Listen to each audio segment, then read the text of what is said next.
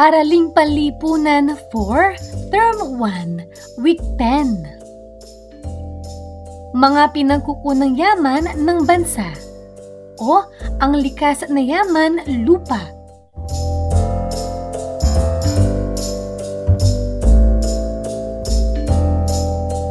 Matatag curriculum, bansang makabata, batang makabansa, with me, Teacher KMT.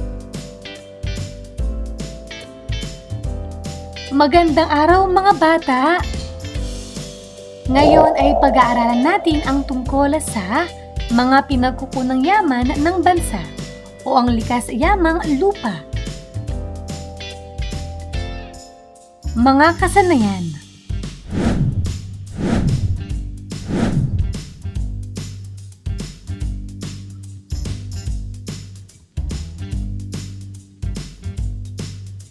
Kaugnay na paksa bilang isa, pinagkukunang yaman o ang yamang lupa.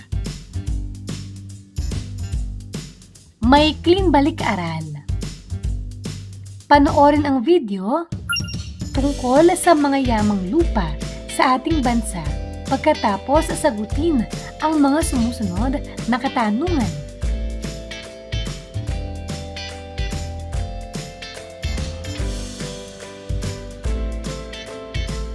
Para sa unang katanungan, saan nanggagaling ang ating mga yamang lupa? Ang ating yamang lupa ay nanggagaling sa kalikasan at matatagpuan sa ating mga kagubatan, kabundukan, kapatagan at iba pang bahagi ng lupa. Pangalawa, ano ang mga iba't ibang uri ng yaman ng lupa na matatagpuan sa ating bansa?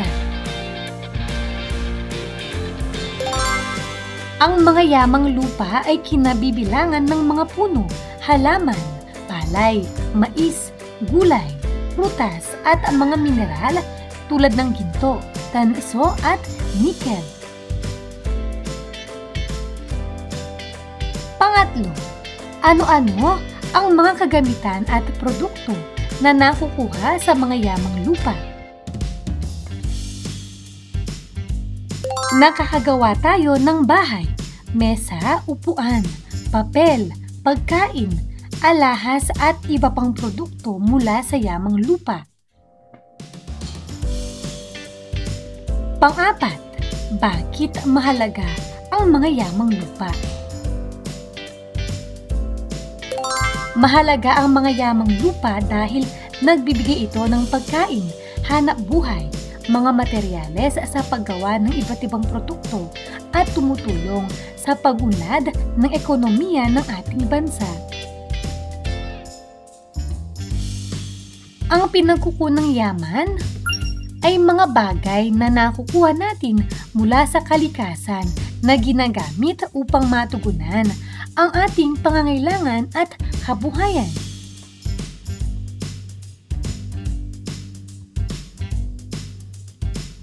Ang yamang lupa ay mga likas na yaman na matatagpuan sa lupa. Dito nanggagaling ang maraming pagkain, halaman, puno at mga mineral na ginagamit sa ating araw-araw na pamumuhay.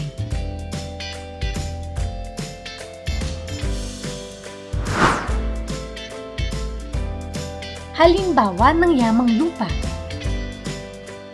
palay, mais, gulay, prutas, kahoy, ginto, tanso, at nikel. Kahalagahan ng yamang lupa: nagbibigay ng pagkain sa tao at hayop, pinagkukunan ng hanap buhay ng mga magsasaka at manggagawa, pinagmumulan ng mga materyales sa paggawa ng bahay, kasangkapan at iba pang produkto, tumutulong sa pag-unlad ng ekonomiya ng bansa.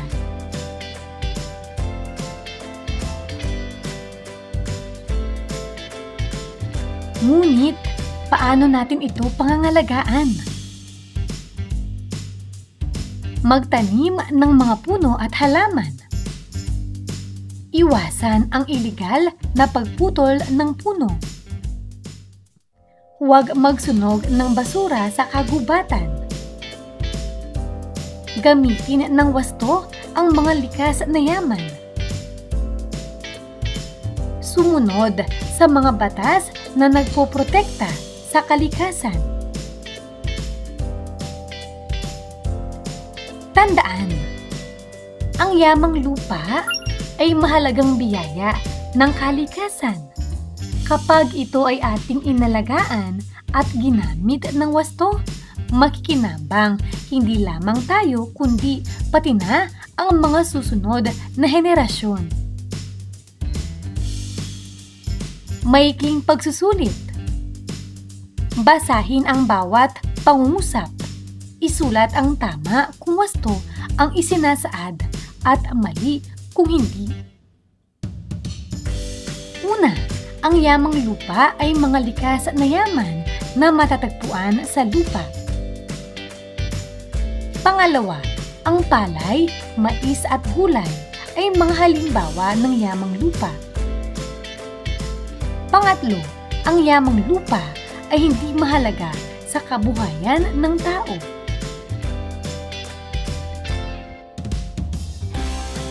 Pang-apat, ang pagtatanim ng mga puno ay isang paraan ng pangangalaga sa yamang lupa.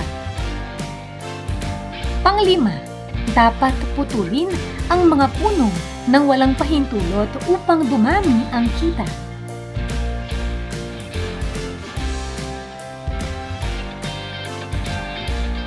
Mga tamang sagot.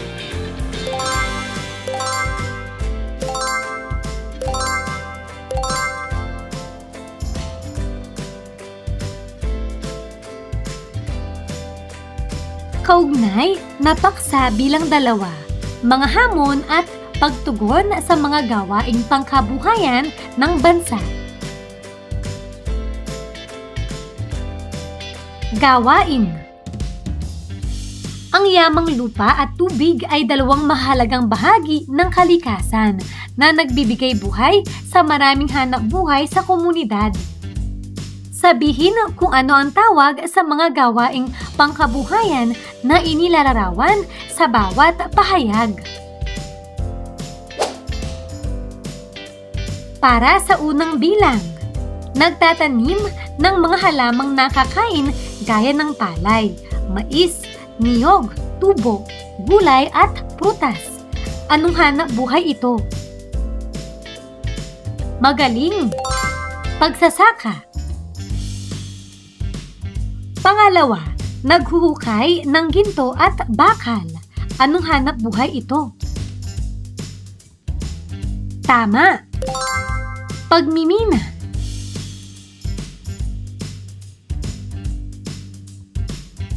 Pangatlo, pumuputol ng mga puno, lalo na ang mga puno ng kahoy, upang gawing kahoy o kahoy na pangkonstruksyon. Anong hanap buhay ito? Magaling. Pagtutroso. Pang-apat, kumukuha ng isda o iba pang mga yamang dagat. Tama. Pangingisda.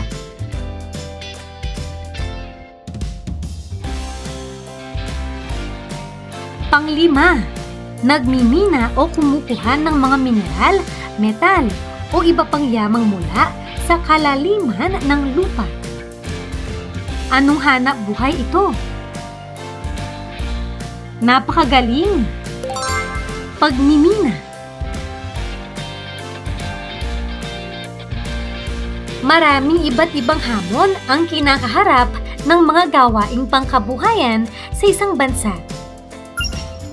Isa sa mga dahilan ay ang mga gawaing nakasisira sa kapaligiran at nagdudulot ng masamang epekto sa ating mga likas na yaman. Upang masolusyonan o malutas ang iba't ibang hamon sa ating mga likas na yamang lupa at tubig, ang pamahalaan ay bumuo ng mga lokal at nasyonal na batas pangkapaligiran. Una, ang RA o Republic Act 9003 o kilala bilang Ecological Waste Management Act of 2000. Isang batas sa Pilipinas na naglalayong mapanatili ang kalinisan ng kapaligiran. Ipinatutupad nito ang wastong pagkakabukod-bukod ng basura sa pamamagitan ng paghihiwa-hiwalay ng recyclable waste at compostable waste. Pangalawa, RA o Republic Act 8749 o Philippine Clean Air Act of 1999.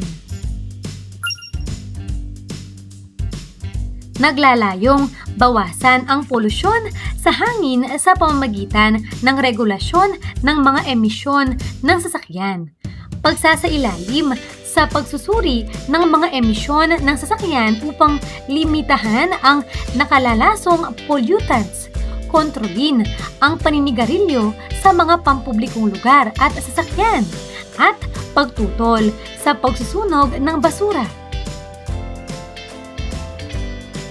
Pangatlo, basura ko, bit-bit ko, tapat ko, linis ko, clean and green, at Clego o mas kilala bilang Clean as You Go.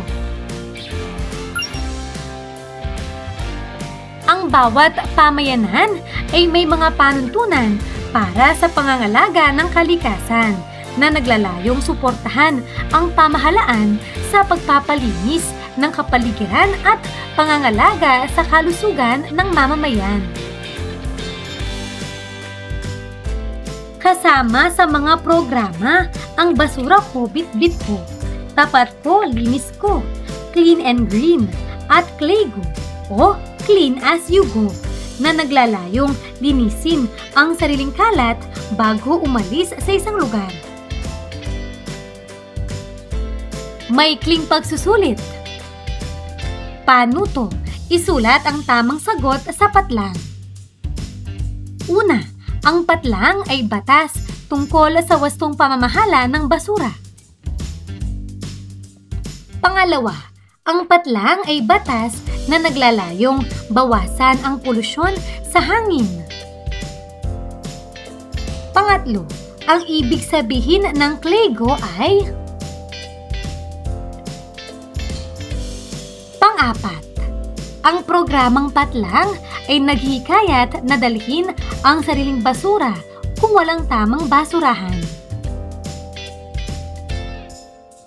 Panglima, ang mga batas sa pangkapaligiran ay ginawa upang mapangalagaan ang patlang. Mga tamang sagot.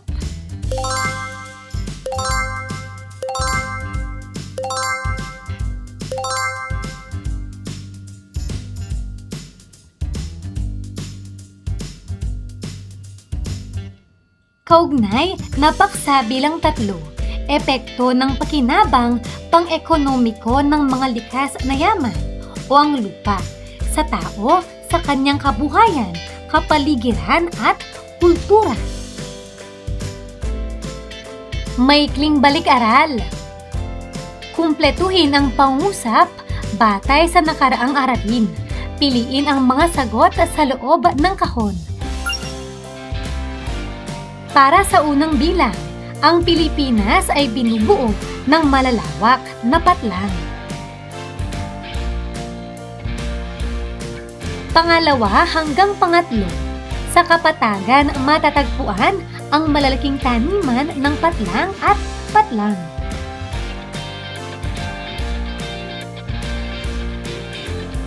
Pang-apat, maraming magagandang tanawin ang dinarayo ng mga patlang.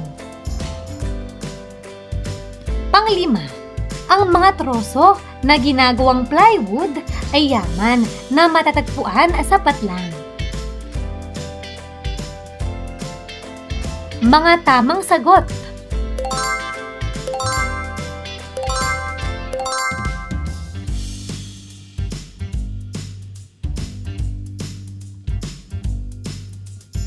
Ang likas na yamang lupa ay nagbibigay ng maraming pakinabang sa tao. Dahil dito, nagkakaroon ng pagkain, trabaho at hanap buhay ang maraming pamilya. Nakakatulong din ito sa pag-unlad ng ekonomiya ng ating bansa.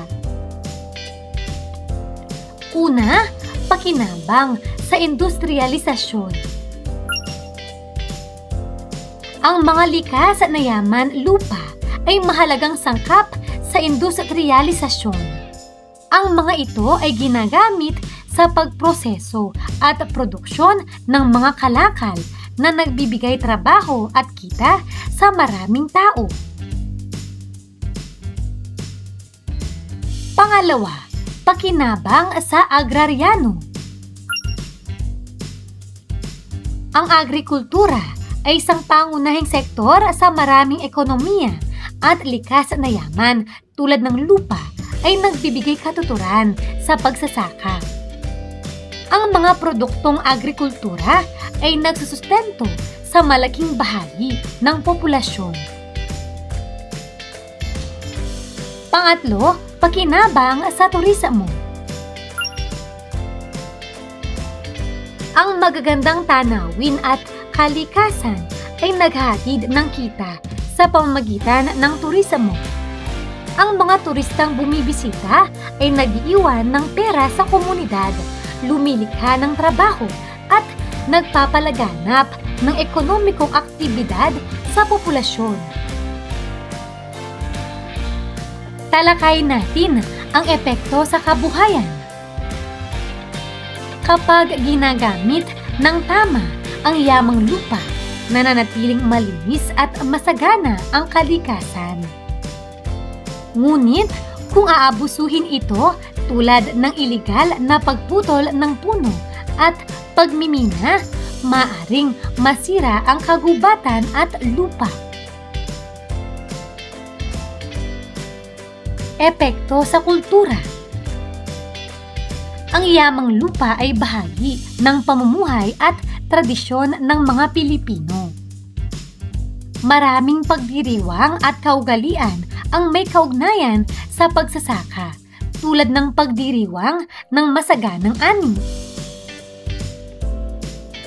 Nakakatulong ito sa pagpapanatili ng ating mga kaugalian at pagkakakilanlan bilang mga Pilipino. Tandaan, ang yamang lupa ay mahalagang biyaya ng kalikasan. Kapag ito ay ginagamit ng wasto at inaalagaan, nakatutulong ito sa kabuhayan ng tao, sa pagunlad ng ekonomiya, sa pangangalaga ng kapaligiran, at sa pagpapanatili ng ating kultura. Maikling pagsusulit. Basahin ang bawat tanong. Piliin ang titik ng tamang sagot. Para sa unang katanungan, ano ang naibibigay ng likas na yamang lupa sa maraming pamilya? A. Laruan. B. Pagkain at hanap buhay. C. Sasakyan. D. Cellphone. Ano ang tamang sagot?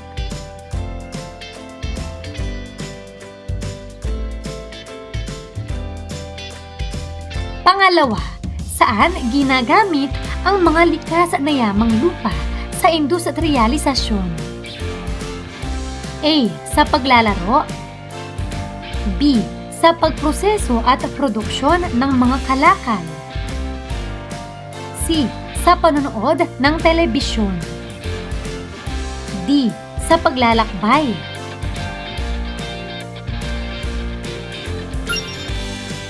Pangatlo, alin ang pangunahing sektor na gumagamit ng lupa sa pagsasaka? A. Turismo. B. Agrikultura. C. Edukasyon. D. Kalusugan. Pang-apat, ano ang maaring mangyari kung aabusuhin ang yamang lupa? A. Mas magiging malinis ang kagubatan. B. Masisira ang kagubatan at lupa. C. Dadami ang mga puno. D. Lalaki ang ani ng mga magsasaka.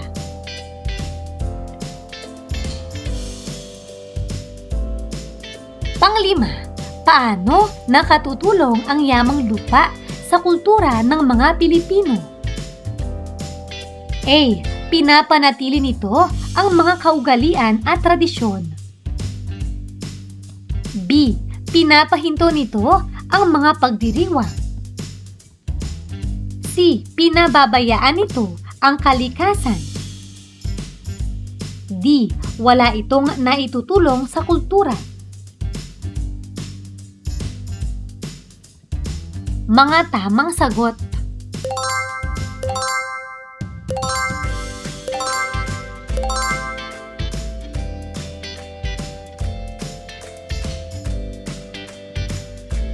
Kabuang pagsusulit.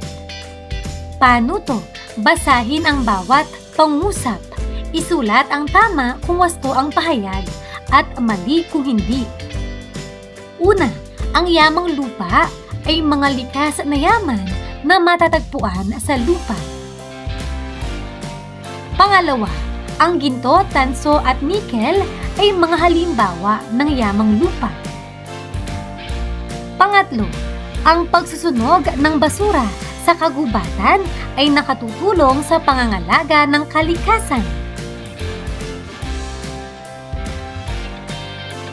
Pang-apat, ang Republic Act 9003 ay batas na nagtataguyod ng wastong pamamahala ng basura. Panglima, ang Republic Act 8749 ay naglalayong bawasan ang polusyon sa hangin. Pang-anim, ang KLEGO ay nangangahulugang linisin ang sariling kalat bago umalis sa isang lugar.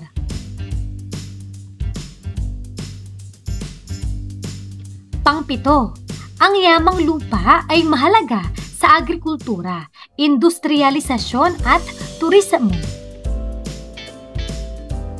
Pang-walo, ang paggamit ng wasto sa yamang lupa ay nakatutulong sa pagunlad ng ekonomiya. Pang-siyam, ang iligal na pagputol ng puno at pagmimina ay maaring makasira sa kapaligiran.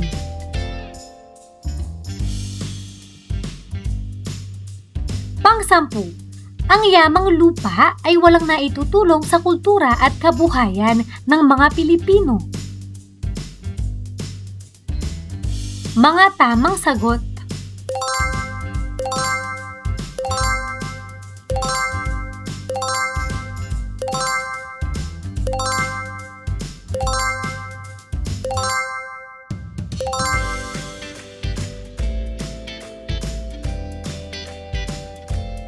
Mahusay mga bata!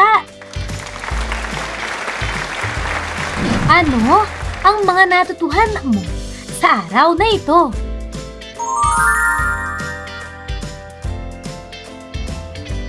Ngayong araw na ito, natutuhan ko ang tungkol sa pinagkukunang yaman o ang yamang lupa, mga hamon at pagtugon sa mga gawaing pangkabuhayan ng bansa, at ang epekto ng pakinabang pang-ekonomiko ng mga likas na yaman o ang lupa sa tao sa kanyang kabuhayan, kapaligiran at kultura. Maraming salamat sa pakikinig mga bata! Sana ay may natutuhan kayo. Huwag niyong kalimutan pindutin ang like, share at subscribe.